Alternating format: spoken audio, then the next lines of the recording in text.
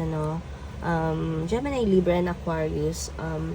Look at your friend, look at all the people around you, no? It's all about your social network. So, nakapokus ngayon sa inyong mga pakikisama, sa inyong mga nakakahalubilo, itong reading na to. So, kailangan mong i-manage ang iyong energy, ang iyong emotion, lalong-lalo na sa pakikisama niya, no? So, because some of you,